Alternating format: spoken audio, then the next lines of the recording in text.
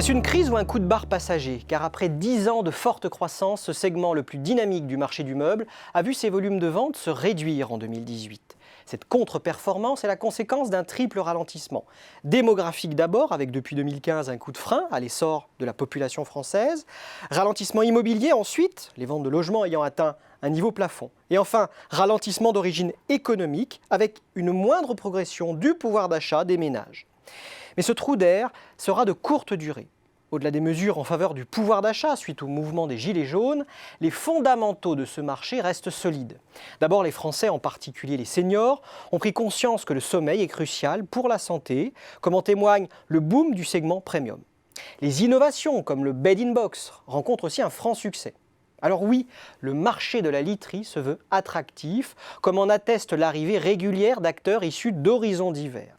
Avec une offre d'entrée et de milieu de gamme très large, les acteurs de l'ameublement comme Conforama, Ikea ou But totalisaient en 2018 plus de la moitié des ventes en valeur. De leur côté, les spécialistes de la literie ravisent 25% des ventes. En figure de proue, Maison de la Literie qui possède 286 points de vente, soit près de 3 fois plus que les autres enseignes leaders comme Grand Litier ou Literie Marché. Les pure players de la vente de literie en ligne ont également le vent en poupe grâce à une offre abondante à prix attractif comme Direct Matelas ou 1001 lits. En 2018, ils étaient à l'origine de 15% des ventes. Parmi eux, Teddy Bear et les autres startups du matelas roulé et compressé se sont rapidement fait une place.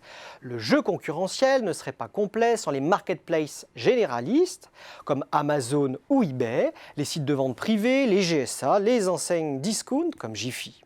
Citons aussi les grandes chaînes d'hôtels comme Sofitel ou Sheraton qui proposent de la literie haut de gamme aux particuliers sur des sites web spécifiques. Les stratégies des enseignes de literie témoignent bien de cette hyper-concurrence. Les logiques d'extension du maillage territorial et de développement des ventes en ligne sont là pour en témoigner. La Maison de la Literie expérimente pour sa part la location, une formule qui permet d'élargir sa cible de clientèle et d'augmenter le panier moyen. Pour se soustraire à cette compétition et se distinguer des nouveaux entrants, la majorité des enseignes de literie jouent la carte de la différenciation. Ils misent davantage sur leur expertise métier en investissant dans la formation des vendeurs et en mettant au point des guides d'achat en ligne afin de mieux accompagner et conseiller leurs clients. La différenciation passe aussi par le repositionnement de l'offre des enseignes sur le segment premium via des canaux de distribution spécifiques.